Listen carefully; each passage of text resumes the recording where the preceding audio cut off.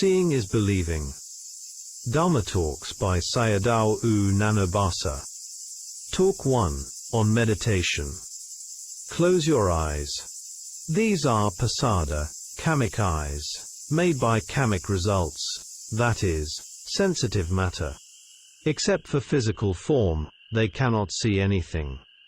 They cannot know or contemplate mind and body, nor can they contemplate cause and effect.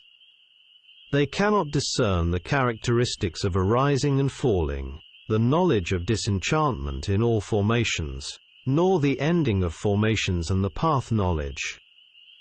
They can see only with the knowledge eye. The knowledge eye will open by closing the kamic eyes. At the beginning of sitting, one is unable to discern arising and falling because there is not yet samadhi. Therefore, according to the purification of mind, establish samadhi by noting the in-breath and out-breath. Pay attention at the entrance of the nostrils, but not at the tip. When breathing in, the air goes inside by touching the entrance of the nose. When breathing out, it goes out by touching the entrance of the nose. Note them as going in and going out, until the mind calms down. When samadhi is established, it will possess the three factors of samadhi, namely sati, viriya, and samadhi. After that, contemplate the characteristics of the objects. This will become clear by noting the touching of the in-breath and out-breath. By training to know or discern the non-existence of the air after it goes in and out through the nostrils, one sees that all of them vanish at the touching point after the in-breath and out-breath. You will then discern the arising and falling of them. This is done by using the in-breath and out-breath, from the beginning to the end, which then become the primary object. If one is only able to note the in-breath and out-breath, but is unable to contemplate the arising phenomena when moving around and doing things, then defilements will enter the mind, and the practice will take a longer time. Therefore, I will explain the practice taught by Sariputta and Mogok Sayadaw, which will help to further develop the practice.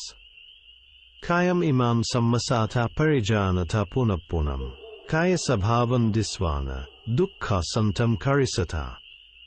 Imam Kayam refers to the present sitting aggregate of the body.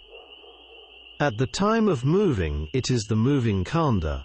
At the time of sleep or lying down, it is the lying down khandha, and so on.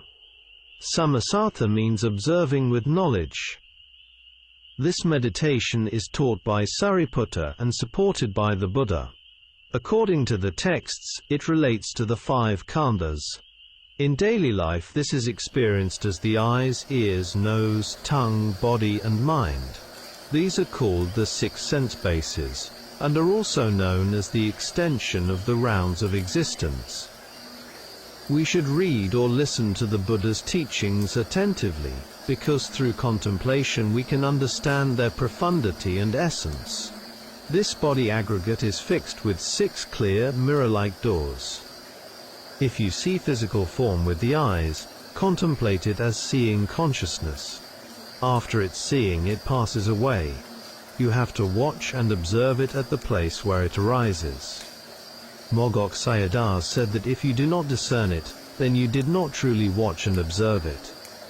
In the Dharma teaching of Venerable Nagasena to King Milinda, it is compared to a tiger hiding behind a bush. When prey comes, it jumps on the prey. If the tiger chases its prey but cannot catch it, it fails. In the same way, the 6 sense doors are the places where the prey comes, representing the arising and passing away of phenomena. Whatever arises due to causes, watch and catch it.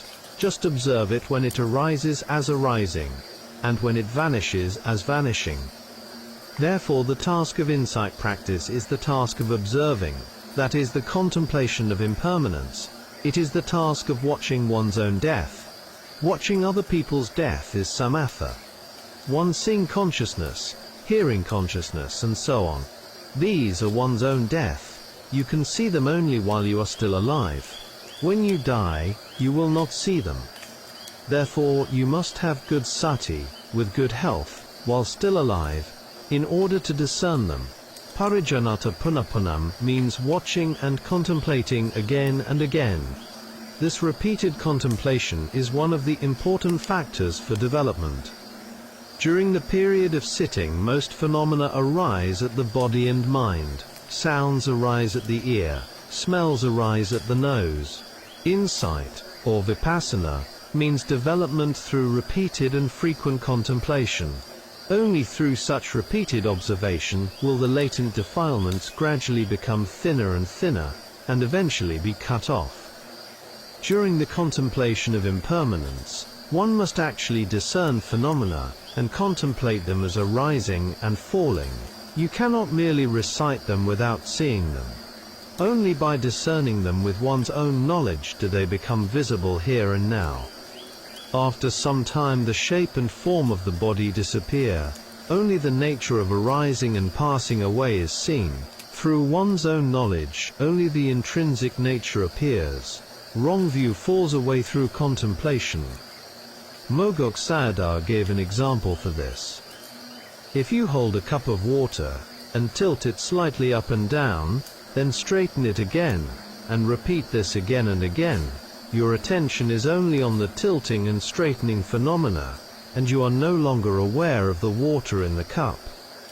In the same way, when the mind stays attentive to inconstancy, it is no longer aware of the body, it sees only arising and passing away. What is the benefit of seeing in this way many times? It knows and discerns the truth of dukkha. If one continues contemplation, it leads to disenchantment with anicca, followed by dispassion and non-clinging. At last, with the cessation of impermanence, nibbana arises. The task of the yogi is to contemplate impermanence without fail. Dukkhasantam karisatha means that one will realize, with knowledge, the ending of dukkha, which is nibbana.